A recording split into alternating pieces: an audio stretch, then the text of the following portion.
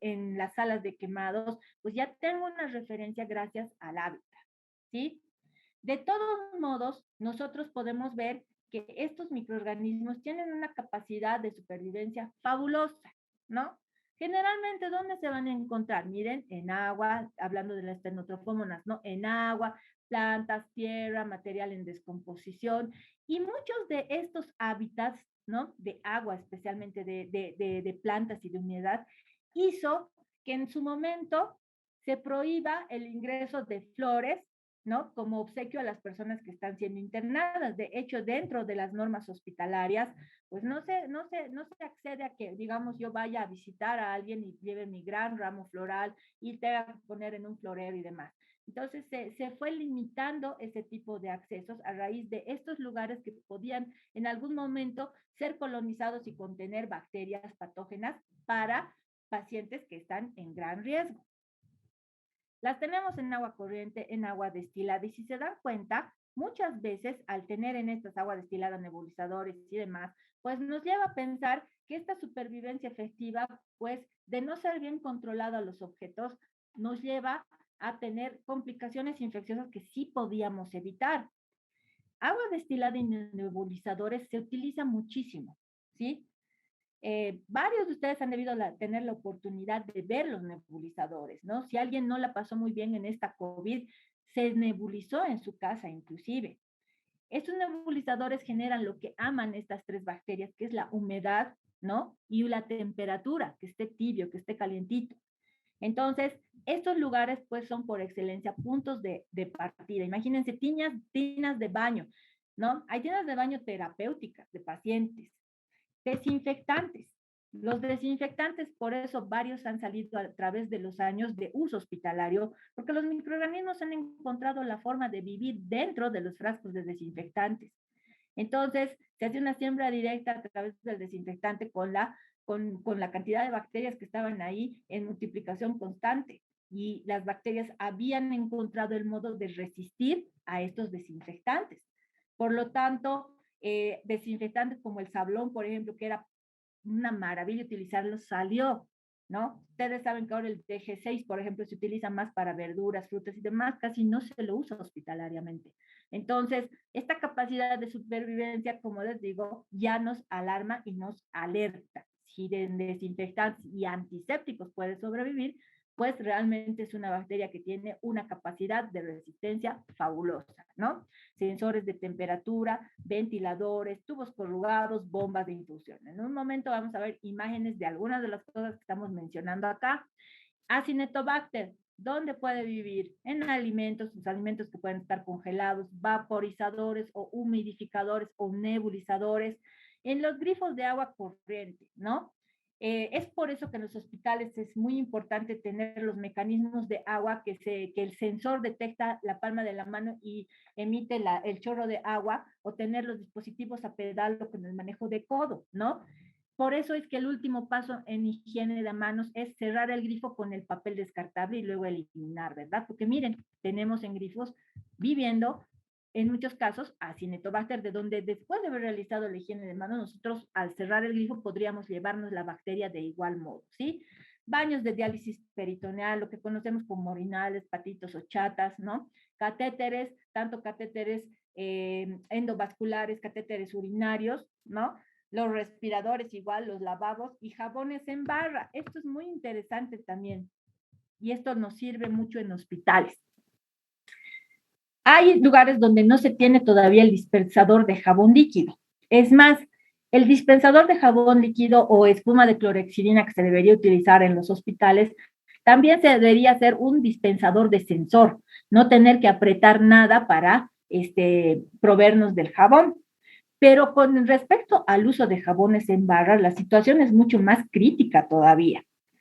Cuando ustedes vayan a los diferentes servicios y observen un jabón en barra, este jabón en barra por lo mínimo tendría que estar puesto en una de esas jaboncilleras planas que tienen reja, porque debe secarse el jabón.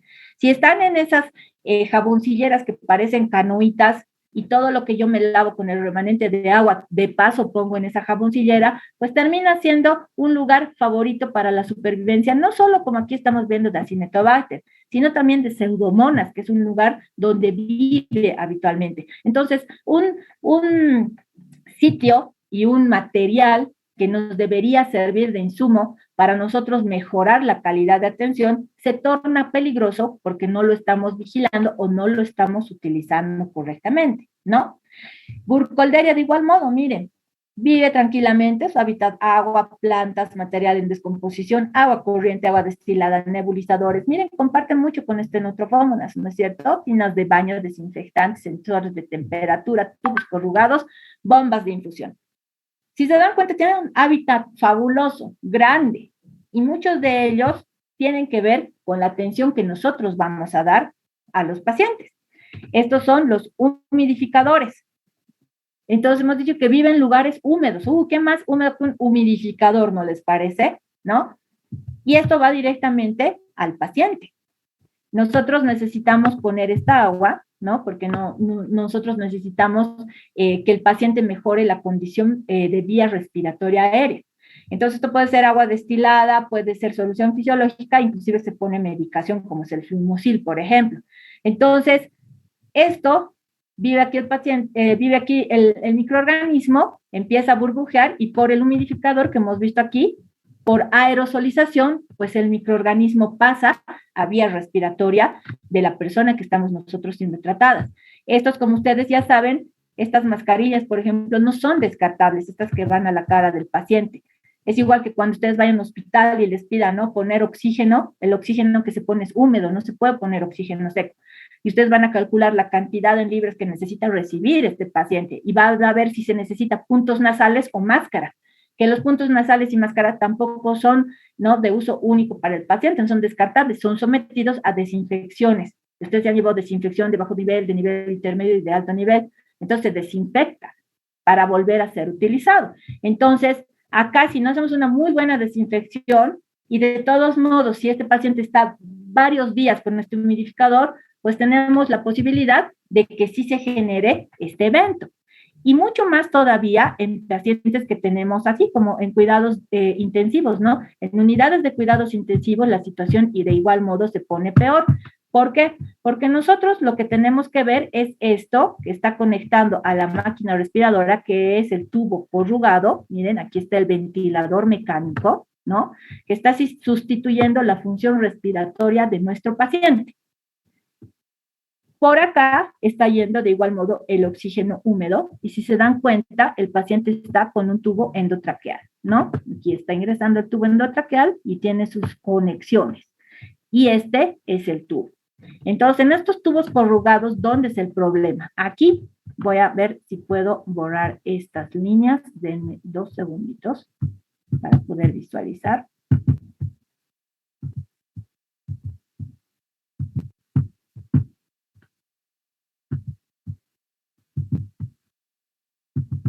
Listo. Entonces, este tubo corrugado, que es el que veíamos aquí, miren, está en blanco y en azul, tiene una característica muy interesante. Si ustedes ven, tiene forma de acordeón, ¿verdad? Y miren, en esta su formita de acordeón tiene lugares de arista y tienen profundidad, como si fuera una sierrita.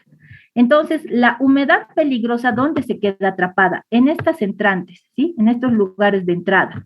Ahí es donde se va a acumular la mayor cantidad de humedad, o sea, es persistente, el resto tiene que ir pasando y humidificando. Y a partir de estos lugares del tubo corrugado, que como ustedes ven es bastante largo, pues parte Pseudomonas, Acinetobacter, Burkholderia, y coadyuvado con estos conectores. Todo lo que tenga conexión a algo hay que cuidar mucho, tanto como los catéteres, tanto como estas conexiones para vía respiratoria, porque es un lugar donde se coloniza. Y acuérdense que hay una gran diferencia entre colonización y lo que es infección. La colonización va a tener al microorganismo presente en el sitio, pero no va a invadir, no va a generar problemas. Más la infección es este microorganismo que ha colonizado y puede invadir estratos profundos y generar trastornos locales y luego sistémicos. Por lo tanto, un colonizador se puede volver infeccioso. Y puedo tener un agente directamente infeccioso, evidentemente, si hay una herida abierta, ¿no? O hay laceración, pues directamente el microorganismo va a ser puesto en estratos mucho más profundos. Ahora, epidemiológicamente yo me tengo que dejar guiar por dónde puedo encontrar al paciente, al microorganismo, qué datos clínicos tiene el paciente, qué antecedentes tiene el paciente para que yo pueda armar mi sospecha epidemiológica. Porque recuerden que un proceso respiratorio intrahospitalario, ¿no? Pongámosle neumonía, puede ser causada tanto por un Stenotrophmonas, por una Cinetobacter, por una Burkholderia, como también por un Escherichia coli, por una Klebsiella, de los cuales el tratamiento es fabulosamente diferente. Entonces, tengo que hacer los nexos posibles de toda la información captada, de dónde vive, en qué lugares específicamente, para yo tenerlo como primer agente causal, como primer agente sospechoso. Entonces, ¿qué datos me van a interesar en Stenotrophmonas, por ejemplo? ¿No? Una combinación, dice. Entonces, tengo que tener 2 o más de estos datos que puedan combinarse entre ellos para que yo sospeche de Stenotrophmonas. Como habíamos mencionado, es un microorganismo por excelencia de las unidades de cuidados intermedios y de cuidados intensivos. En salas comunes no se los encuentra frecuentemente, ¿sí? Por lo tanto, si tengo una persona que ya está internada en unidad de terapia intensiva y dice internación prolongada y está como 2 o 3 semanas, que sigue en la unidad de cuidados intensivos o que ya ha sido dada de alta de terapia intensiva y pasa a la sala que le corresponde para estabilizarlo, mejorar y de ahí pueda ser dada su alta. Entonces, puedo yo recibirlo en una sala, ¿me entienden? ¿No? Yo, por ejemplo, como médico internista, lo recibo en mi sala de medicina interna, pero está viniendo de la UTI. Y luego de estar 1 o 2 días conmigo, pues empieza a hacer fiebre, o no hace fiebre, pero empieza a alterar su hemodinamia, ¿no? Le sube la frecuencia cardíaca, le baja la presión arterial, baja la diuresis, todo. Entonces, tengo que tener la sospecha, al margen de descartar otros eventos, que puede haber tenido un proceso infeccioso. Y si viene de la terapia intensiva, pues uno de mis primeros candidatos va a ser, en este caso también, Stenotrophmonas, y ya vamos a ver que Acinetobacter cumplió una función muy singular de igual modo. Entonces, epidemiológicamente, el lugar donde se encuentra la persona internada o de donde está siendo transferida me puede alertar a pensar en una de estas bacterias. Pero dice combinación, ¿verdad? Entonces, también tendría que tener el antecedente de uso de antimicrobianos de amplio espectro, ¿sí? En UTI generalmente se utilizan antimicrobianos de amplio espectro, ¿sí? Por lo tanto, ya tendríamos las combinaciones dadas ante eventos infecciosos y sospechosos de tener un proceso infeccioso con gran resistencia, pues comienzan los antimicrobianos con lo que es vancomicina, imipenem, meropenem, y son de amplio espectro. Entonces, con esas 2 combinaciones ya tengo una alta sospecha de que puede ser una de estas bacterias, ¿no? También puede ser combinable cualquiera, que el paciente pueda ser portador de una neoplasia como condicionante para tener el microorganismo, ¿no? Neoplasia en órgano sólido o neoplasia líquida, como son las neoplasias hematológicas. Si tiene alteración de barreras mucocutáneas, aquí participan mucho los grandes quemados, por ejemplo, o aquellas personas que han sufrido accidentes de tránsito importantes, ¿no? Donde ha habido laceración y pérdida de sustancia, entonces tienen heridas abiertas amplias y es donde puede llegar la bacteria, contaminar la herida y posteriormente infectar. Y esto que nos va a acompañar siempre a todas partes, que son los dispositivos extracorpóreos. Recuerden siempre que el condicionante intrínseco es lo que el paciente trae. ¿Qué cosas trae el paciente? Su edad, su peso, si es hombre o mujer, ¿no? Sus enfermedades crónicas, si tiene enfermedad pulmonar obstructiva crónica, insuficiencia cardíaca congestiva, artritis reumatoidea, todo es lo que nos trae el paciente. Los extrínsecos son lo que nosotros les damos a los pacientes para mejorar su situación. Y dentro de eso están estos dispositivos extracorpóreos, que no los ponemos nosotros al azar, los ponemos por necesidad y requerimiento, pero cada dispositivo que nosotros indiquemos en la historia clínica que se debe colocar al paciente, muchos de ellos los vamos a instalar nosotros, ¿no? Como las sondas vesicales, los catéteres centrales, las sondas nasogástricas, tienen que ser vigilados desde el momento de la instalación hasta su retiro. No podemos nosotros poner un catéter urinario y ya, nos olvidamos. Tenemos que ver cuántos días de permanencia tiene, si la instalación en la técnica ha sido correcta, ¿sí?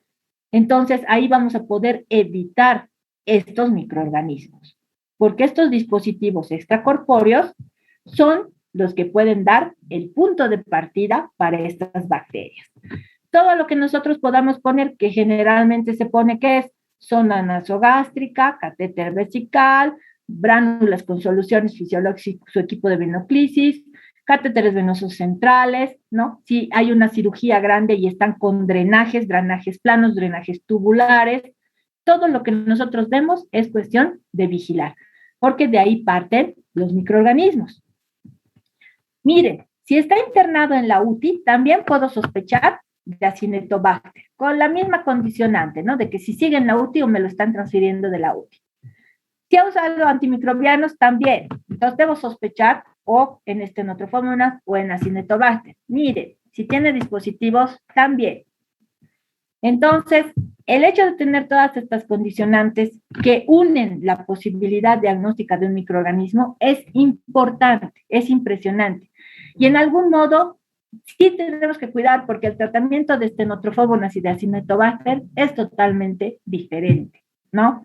Porque si tuviéramos un antimicrobiano pluripotencial que nos puede cubrir absolutamente a todos, ¿no? No tendríamos problema. Para eso nosotros hacemos lecturas interpretadas del antibiograma, elegimos los antimicrobianos, ¿no? Y la instauración empírica del antimicrobiano o la rotación del esquema, pues va a depender netamente de nuestro criterio clínico epidemiológico. Pero, ¿no? En Acinetobacter me va a ayudar mucho saber los antecedentes patológicos del paciente y el hábito que tiene, ¿no? Al año ustedes van a saber, van a aprender a construir historias clínicas completas en semiología. Y dentro de ellos van a tener mucha consideración en lo que son los antecedentes personales patológicos, donde nos van a decir, tengo diabetes, tengo hipertensión, todo lo que ha tenido, me han operado, no me han operado, cuándo, cómo y dónde, ¿sí? Y los hábitos, ¿no? Dentro de ellos el tabaco, ¿no? El hábito de consumo de bebidas alcohólicas. Y aquí, si se dan cuenta, para Acinetobacter, el hecho de saber que tiene una comorbilidad o si tiene un hábito tabáquico, también nos condiciona a pensar en este microorganismo. ¿Qué nos decía Burkholderia en algún momento?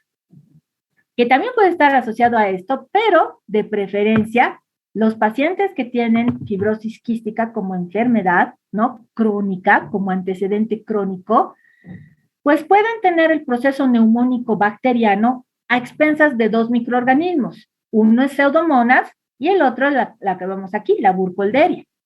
Entonces, si en sus antecedentes personales patológicos nos dice, tengo el diagnóstico de fibrosis quística, pues es lo primero que pensamos en esos dos, Pseudomonas o Burkholderia, como microorganismos generadores de procesos neumónicos, ¿sí? Enfermedades crónicas también, especialmente las granulares, ¿no? Como la enfermedad granulomatosa crónica y pacientes con internación prolongada. Cuando hablamos de internación prolongada tenemos que hacer un punto. Acuérdense que no solamente se internan los pacientes que tienen un grado de descompensación crónico y nosotros pensamos que son los que pueden estar en hospitales. No. También una infección asociada a atención en salud, ¿no? Que se conocía como intrahospitalaria, les mencionaba, se traslada la definición a las personas que están internados prolongadamente en otro lugar. ¿Cómo qué, por ejemplo? Los asilos, ancianatos, ¿no? Donde son personas que pueden tener un deterioro del estado mental, un deterioro encefalopático porque ya no manejan bien líquidos electrólitos, pero están en un asilo y están ahí meses y meses porque ya viven ahí. Y muchos de ellos son portadores igual de sondas vesicales, muchos de ellos tienen lesiones por presión, ¿no? Por decúbito, por estar mucho tiempo en una posición, que son las escaras, y terminan siendo puntos de partida de procesos infecciosos. Otros utilizan pañales, entonces no hay control de los esfínteres, y todo eso suma para que una persona tenga patologías infecciosas y dentro de ellas a estos microorganismos como agentes causales. Por eso es que estos lugares son considerados también como generadores de infecciones intrahospitalarias nosocomiales porque tienen una internación diferente, ¿no? Es un lugar donde tienen que estar, no van a la comunidad. Entonces, esta parte de internación prolongada se va a extrapolar de una manera muy interesante a estos asilos y ancianatos. Ahora, ¿qué características particulares puede tener cada bacteria? ¿No? Dice datos y características particulares. Hemos dicho que estas tablas nos ayudan a ver diferencias y similitudes. Y habíamos encontrado una muy bonita diferencia que era la presencia de cápsula en Acinetobacter, ¿no? Hemos visto cómo comparten hábitats y cómo algunos tienen requerimientos muy particulares para aumentar su sospecha, ¿no? El caso del tabaquismo y diabetes en Acinetobacter y el caso de la fibrosis quística en pacientes con Burkholderia. Y aquí, ¿qué otros datos nos pueden interesar, no? Los tres son aerobios, ¿no? Stenotrophomonas, Acinetobacter y Burkholderia, ¿no? Miren, Stenotrophomonas es móvil, tiene flagelos polares. Burkholderia también es móvil, tiene flagelos polares. Pero Acinetobacter es una bacteria que no tiene motilidad, es una bacteria inmóvil, ¿sí? Y luego vamos a tener las características confrontadas a ya sea medios de cultivo o confrontadas a pruebas bioquímicas, como por ejemplo, Stenotrophomonas no es una bacteria fermentadora, ¿no? Sometida a la prueba de oxidasa negativa, ¿no? Acinetobacter tiene la capacidad de reducir nitratos a nitritos, de igual modo es oxidasa negativo, ¿no? Y otro fermentador, otro considerado como no fermentador es Burkholderia. Y también confrontado a oxidasa es oxidasa negativa. Entonces, un dato muy relevante de diferencia es la motilidad. Stenotrophomonas y Burkholderia sí se mueven y Acinetobacter no. Cuando hablamos de bacterias también tenemos que ver qué capacidad tienen para generar daño.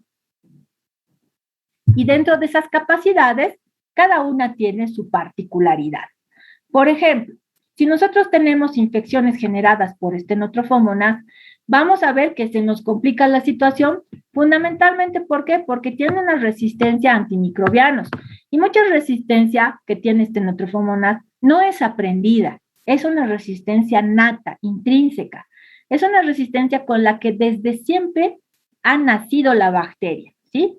Como Klebsiella, por ejemplo. Todas las Klebsiellas del planeta, ¿no? Son resistentes a la ampicilina. No porque hayan aprendido a ser resistentes o han recibido la información por un plásmido o algo, no.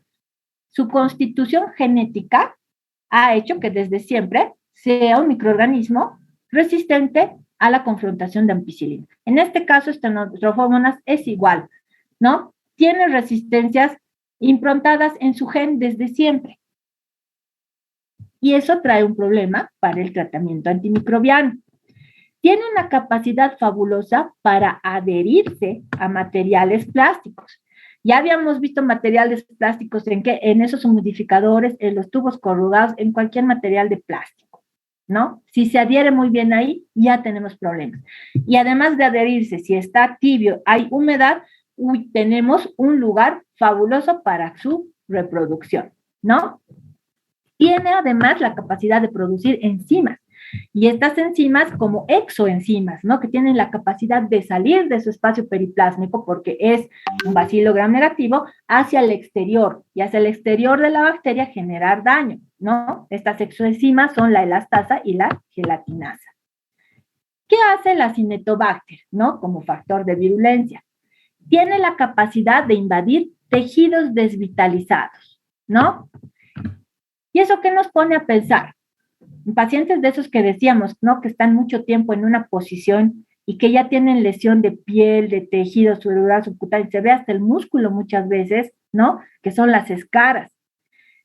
Y las escaras en un gran porcentaje, si es no en todo el porcentaje, ¿no? Es responsabilidad de la persona que cuida a ese paciente, porque para que haga escaras es una persona que no tiene la capacidad de movilizarse por sí mismo, ¿no? De darse la vuelta de un lado, del lado derecho, ¿no? Una hora después que se mueva al lado izquierdo, que se siente, no puede. Por lo tanto, al estar a merced de su cuidador, ya sea en domicilio, ya sea en hospital o ya sea en una de estas instancias de acogida, pues el paciente o la persona está a merced del cuidador, ¿sí? Hay muchos pacientes que son dados de alta, pero ya tienen una gran secuela neurológica, por ejemplo, y sí necesitan de una tercera persona que les ayude a movilizarse, porque no lo pueden hacer por ellos mismos. Entonces, estas personas se van a su casa, ¿sí? Dejan de ser pacientes hospitalarios. Esa es su secuela. Lo mismo pasa con los muy ancianitos, ¿no? Que pueden tener hasta demencia senil, Parkinson como enfermedades degenerativas y pues ya no se mueven mucho, ¿no? Tienen artrosis severas en cadera, rodilla y están postrados en cama. Ahí es la responsabilidad de la persona que está al cuidado, ¿no? Si tiene la fortuna de tener varios familiares, pues entre los varios familiares se hagan un rol, porque si no, empiezan a sufrir mucho. A ver, ustedes quédense echados entre que leen sus cosas para sus exámenes parciales, digamos, ¿no? Quédense echados solo del lado derecho, unas 2, 3 horas, van a tener una fatiga y dolor en ese lugar por la presión. Y cuando las personas son delgadas, muy delgaditas, pues es la presión del hueso, ¿no? Directamente con el poco tejido adiposo que va a haber y el músculo que ya está medio atrofiado, pues va a generar esa parte de roce, fricción. ¿Y por qué se abre la escara? Porque hay esa presión, ¿no? Y esa presión presiona y genera una compresión a nivel de la microvasculatura. Si yo genero una presión constante en la microvasculatura, ¿qué es lo que pasa? La sangre me lleva oxígeno, ¿no? Y un tejido desvitalizado que no recibe oxígeno, un tejido que no recibe oxígeno se va a volver desvitalizado y muere. Y la muerte es de a poco, ¿no? De esas células, de a poco, y va creciendo hasta que ustedes ven una como mancha roja y luego empieza a cambiar de color a violeta negra y se abre la herida. Y esa es la escara. Esas escaras se infectan, especialmente si están en el lugar del coxis, en personas que no controlan esfínteres y tienen que utilizar pañal. Si no les puedo mover cada rato, menos me voy a fijar, ¿no? Si ha tenido deposiciones. Imagínense esa herida abierta como escara en una persona que tiene deposiciones, la contaminación es inminente. Y ahí Acinetobacter aprovecha también de quedarse, por eso dice tejidos desvitalizados.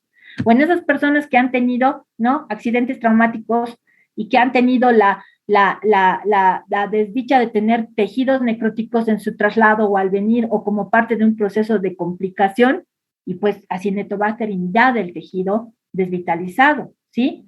Produce bacteriocina y como habíamos visto al inicio, su cápsula le ayuda de sobremanera a evitar la fagocitosis.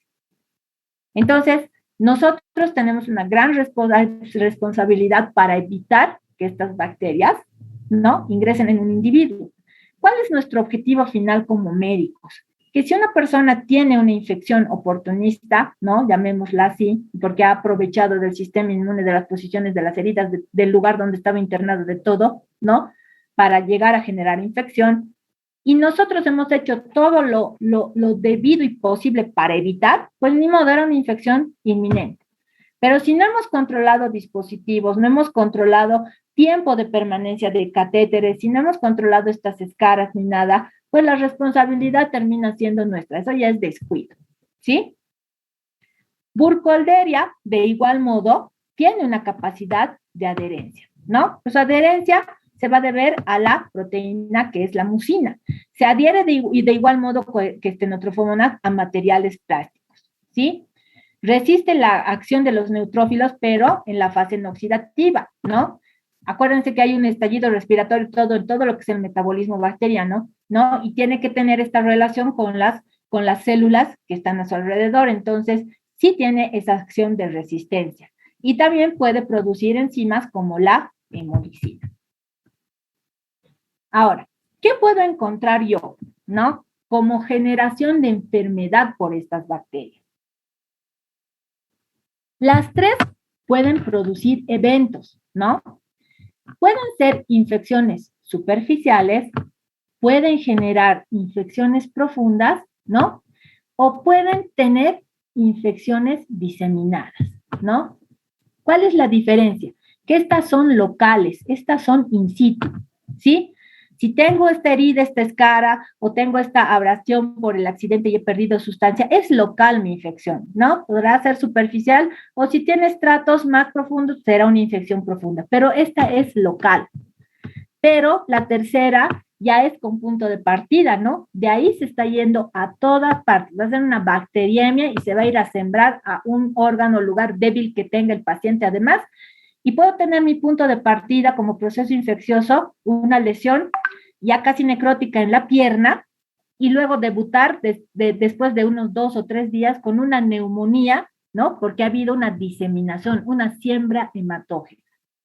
Las tres pueden causar este tipo de eventos, ¿sí? Esto no trofómonas, ¿dónde puede generar problemas?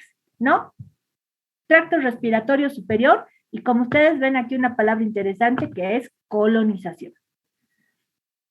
Habíamos dicho que Stenotrophomonas vive, ¿no? Le fascina las unidades de cuidado intensivo e intermedio, ¿no?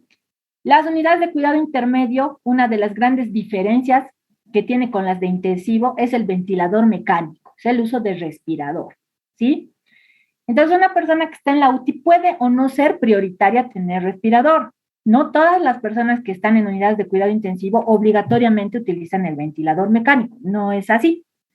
Pero sí todos tenemos la posibilidad de adquirir a las 48 horas la microbiota que está circundándonos, ¿no? Colonizantemente. Y esa va a ser una de ellas, la Stenotrophomonas. Por lo tanto, puede ir a colonizar la cavidad oral y luego vía respiratoria superior y utilizar este paso también que habíamos visto de estos tubos corrugados y desde ahí ser empujada vía respiratoria. Entonces, esta colonización, cuando deja de estar simplemente sobrepuesta y tiene la capacidad de invadir otros sistemas, pues ya se vuelve en una infección. ¿Qué nos dice esta neumonía, pero por aspiración de secreciones, ¿no? Esta aspiración de secreciones es muy interesante. No solamente para evitar eventos hospitalarios de neumonía, porque igual cuando se habla de neumonía hospitalaria, se las divide en dos grupos, las que están asociadas y las que no están asociadas a un ventilador mecánico, ¿sí? ¿Por qué decimos que tenemos que tener mucho cuidado en esta aspiración de secreciones? Cuando ustedes reciban pacientes que son ancianos o que tienen un deterioro del estado conciencial importante, tienen que revisar muy bien boca, el interior de la boca. No solamente para ver si está hidratado o su lengua es saburral y demás. Necesito buscar focos sépticos, ¿no? ¿Cuáles son los focos sépticos? Las caries, por ejemplo, ¿no? O si este paciente está de larga data con un proceso crónico, puede haber una alfombra de cándidas también. Te tengo que buscar todos los eventos.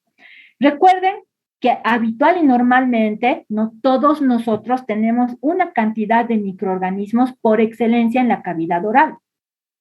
Es uno de los lugares más poblados, además de la piel y el tracto digestivo, ¿no? Entonces tenemos de todo. Y cuando nosotros recibimos un paciente, tenemos que ver cómo está la cavidad oral, si hay focos sépticos importantes. Muchas veces son personas que no han podido expectorar completamente y esta expectoración se les ha colado en todo lo que es el paladar, ¿no? Y uno termina sacando como trocitos de clefa más o menos. Entonces, todo eso pues hace que los microorganismos vayan aumentando número. Y dentro de ellos, muchos que van a llegar a colonizar, como son estas Stenotrophomonas, este Acinetobacter también. ¿Y a qué se refiere esta aspiración que decíamos? Cuando los pacientes están echados, ¿no? Generalmente no tienen la posibilidad de tragar muchos de ellos. Entonces, uno les van a decir a ustedes, ¿por qué no aspira? Le va a aspirar cada 4 horas las secreciones porque se está juntando su saliva. Así ustedes le aspiren, ¿no? Tienen esta microaspiración, dice aspiración de secreciones. No está referida a lo que ustedes están aspirando, sino a lo que el paciente, ¿no? Inconscientemente va a ir bajando desde su cavidad oral a través de la faringe, tráquea y demás, ¿no? Son cantidades de microorganismos que van a irse trasladando hasta pulmones y mucho más si el paciente está intubado. Acuérdense que se pueden pegar, ¿no? Fácilmente, tienen una capacidad de adherencia fabulosa, entonces van a aprovechar, ¿no? Ese paso, esa apertura ya dada por el tubo endotraqueal para que puedan ingresar estas bacterias, ¿no? Y las bacteriemias generadas por catéteres venosos centrales como punto de partida, ¿no? El catéter venoso central o como punto de llegada muchas veces desde donde se va a poder dispersar nuevamente. Tejidos desvitalizados como los ectimas gangrenosos, donde va a poder coexistir, ¿no? Acuérdense que muchas gangrenas, ¿no? No van a ser monobacterianas, son polimicrobianas. Tienen aerobios, tienen anaerobios, tienen bacilos, tienen cocos. Ahí habíamos hablado que en tejidos desvitalizados los que nos traen problemas son los anaerobios, porque los aerobios que están infectando pues consumen el oxígeno y les dejan un lugar fabuloso a los anaerobios para poderse seguir multiplicando, ya que el oxígeno les es para ellos deleterio, ¿sí? Y procesos de infección urinaria. Estos procesos de infección urinaria son comunes en pacientes de larga estancia, ¿sí? Un catéter vesical debería cambiarse cada 10 días. Por eso decíamos, si yo voy a vigilar lo que instaló, pues voy a alejar mucho la posibilidad de estas infecciones. No tengo que dar por hecho de que porque estoy poniendo catéter, tubo o sondas, ese paciente ya va a tener una infección. No es así. Mi trabajo tiene que ser tan prolijo que debo evitar que ese sea el nuevo foco, ¿sí? Y en las infecciones urinarias es muy frecuente a los dispositivos extracorpóreos, y aquí tenemos la sonda vesical, ¿no? Debería cambiarse cada 10 días, ¿no? Hay personas que se extienden hasta 15, por ejemplo, cuando tienen una hipertrofia benigna de próstata que es grande, que genera oclusión y que puede hasta generar retención aguda de orina, son personas que hasta que esperan su cirugía están portando su sonda vesical, ¿no? Y no se hacen cambiar cada 10 días. Pacientes neurológicos que no controlan esfínteres, también ahora hay los catéteres vesicales siliconados, por ejemplo, que pueden tener una permanencia hasta de 30 días. Pero yo debo vigilar. Si no, voy a tener una infección urinaria fabulosa. ¿Sí? ¿Qué tenemos con Acinetobacter? Acinetobacter también puede estar muy, muy arraigado a lo que es infecciones respiratorias asociadas a ventiladores mecánicos por la misma circunstancia que veíamos en estenotrophomonas. De igual modo, lo tenemos presente en bacteriemias, en infecciones de tracto urinario asociados o no a catéteres vesicales, ¿no? En infección de tejidos blandos como tal, y puede ser un generador también de meningitis bacteriana. Siendo Burkholderia y la que nos interesa más del grupo es la cepacia, un agente primordial en personas que tienen fibrosis quística, pues ya sabemos de hecho, esta enfermedad afecta pulmones, que uno de los principales puntos de infección pues va a ser tracto respiratorio, ¿no? Superior en caso de colonice y tracto respiratorio inferior ya cuando genera la neumonía como tal, ¿sí? Porque muchas veces al igual que los pacientes que tienen la misma patología, fibrosis quística, pueden ser portadores crónicos, ¿no? De pseudomonas o de Burkholderia. Eso significa que van a tener el microorganismo, pero no generan enfermedad hasta que ocurre algún otro evento, ¿sí? Es el momento en el cual este microorganismo que portaban y que no tiene trascendencia clínica va a generar problemas, ¿sí? ¿Cuál es el lío? De que puede ser progresivo y puede ser fulminante en vía respiratoria. Y vamos a encontrar eventos neumónicos donde nosotros vamos a tener que tener una acción buena. Y aquí vamos a tener puntos de partida que decíamos, ¿no? Puntos de partida lejanos que pueden llegar a pulmón de igual modo, o Acinetobacter puede generar una meningitis a partir de estos puntos. Tejidos desvitalizados donde van ingresando los microorganismos. Recuerden siempre hacerse tablas, ¿no? Heridas abiertas con proceso infeccioso severo, hagan el orden de qué bacterias se van a encargar de generar problemas. Y por lo tanto, la cobertura en antimicrobianos va a ser mucho mejor, ¿sí? Cuando nosotros tenemos estas 3 bacterias de por medio generándonos problemas, nuestro diagnóstico, como en todo, tiene que ser eminentemente clínico, ¿sí? Ver los datos sintomatológicos que tiene este paciente, los signos que podemos encontrar y hacer la asociación epidemiológica para ver los factores de riesgo que tienen para poder tener estas bacterias como agentes infectantes. Para yo poder aislar, pues la muestra será de acuerdo al área afectada que encuentre. De ahí sigue el curso rutinario y natural de toda muestra bien obtenida, con toda la técnica, los métodos, los medios de transporte, con todo lo que se requiere para hacer un diagnóstico verdadero, porque si la muestra, cualquier muestra, es obtenida de una manera incorrecta, pues el resultado que vamos a tener va a ser falso, ¿sí? Va a ser falso. Seguirá la tinción de Gram, será el cultivo y la serología. Y para concluir, esto es a lo que nos referíamos, ¿no? Si se dan cuenta, son bacterias que están compartiendo muchas cosas, ¿no? Hábitats, formas de transmisión, lugares de infección. ¿Qué es lo complejo? El tratamiento, ¿no? El tratamiento. Ustedes van a ver que ahora lastimosamente se ha puesto de moda iniciar así ya de entrada con antimicrobianos de amplio espectro.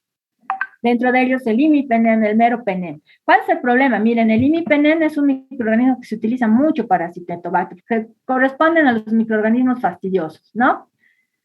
Pero este imipenem, uno diría, ¿no? De todos modos, imipenem pertenece al grupo de carbapenemes, que tiene una gran cobertura contra los microorganismos y de paso es el tratamiento adecuado para microorganismos que puedan tener como mecanismos de defensa una BLE, ¿no? Una beta-lactamasa de espectro extendido.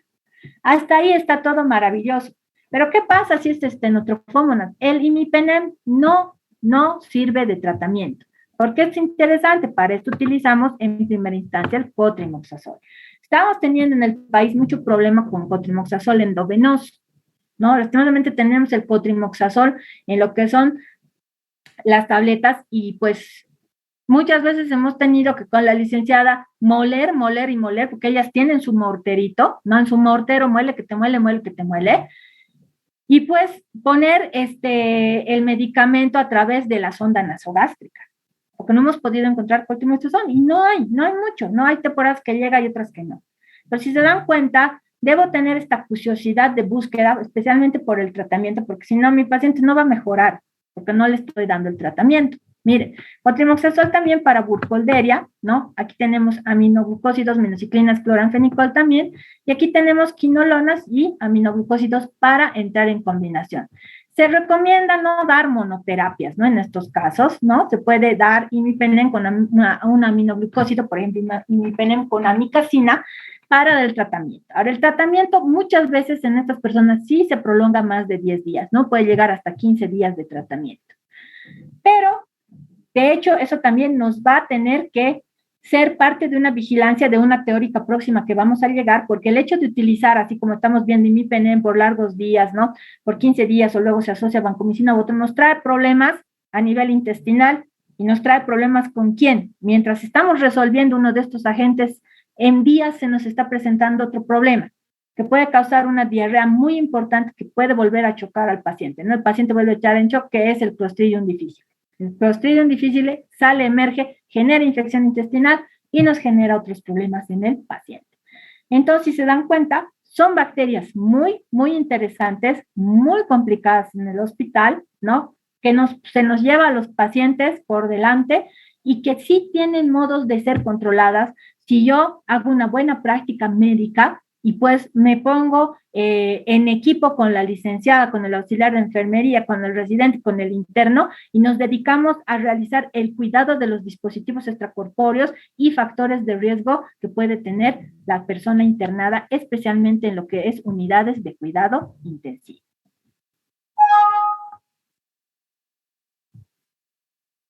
Muy bien, hasta ahí tendríamos la clase de hoy. No sé si tienen algunas preguntas, por favor.